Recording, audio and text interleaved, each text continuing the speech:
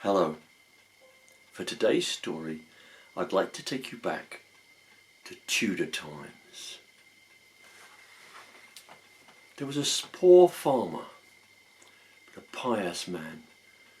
Said his prayers in the morning and at night, visited the church every day, twice on Sundays. And on this day, he went hunting in the woods near his cottage and had the good fortune to catch 2 partridges. He was delighted, and he considered his prayers had been answered. He took the birds home and gave them to his wife and said, "Cook these birds, wife, but don't let a morsel touch your lips." And he set off to invite the priest to dinner, for it was his opinion that the priest had provided this bounty.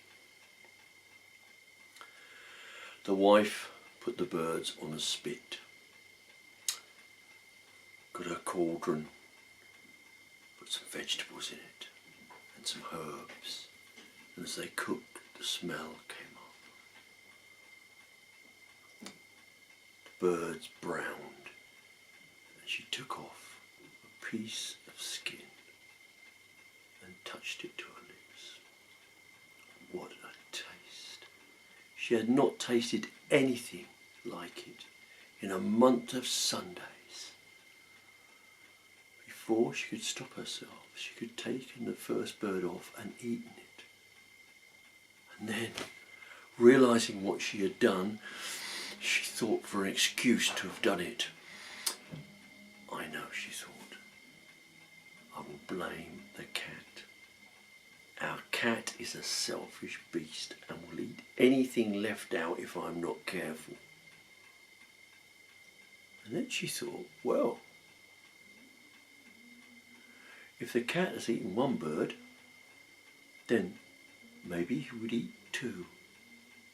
And foolishly, she ate the 2nd bird. But having eaten and wiped her mouth, she began to think, when my husband comes home and I tell him the cat has eaten his birds, he will surely kill the old Tom. And that would not be fair, and also I have enough to do without chasing mice as well.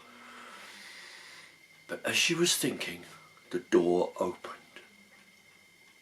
With presence of mind, she grabbed the whetstone and the knife and said to her husband, "We will eat outside, for the priest is a man of God and will want to eat under the stars. Take the carving knife and the whetstone and sharpen it outside." And his husband saw the way of pleasing the priest, took the whetstone and the knife and went out into the garden, and soon she could hear the shoo, shoo, shoo, shoo of the knife being sharpened. And as she listened, the door opened, and the priest came in, and she made a show of stirring the pot. And as she was leaning over the pot, the priest came up behind her and put his arms around her waist. For it was his practice, and maybe thinking it priest's perks, to try and have his way with the young wives of the village. He was no better than he should have been. But this wife was having none of it, and she planted an elbow in his ribs and back he jumped, and as she turned, she saw an opportunity. "Ah, priest," she said, "my husband has found you out. He has heard about your lascivious behaviour, and as now he is sharpening his knife, for there were no partridges. He has got you here to castrate you so you pay for your sins." The priest looked out through the window, and there was the husband, shoo, shoo, sharpening the knife. The colour drained from his face, and he lifted his robes and he made for the door, and his back disappeared out of the door as the husband came in through the other door, and his wife shouted, "Husband, husband! The priest has made off with the 2 partridges."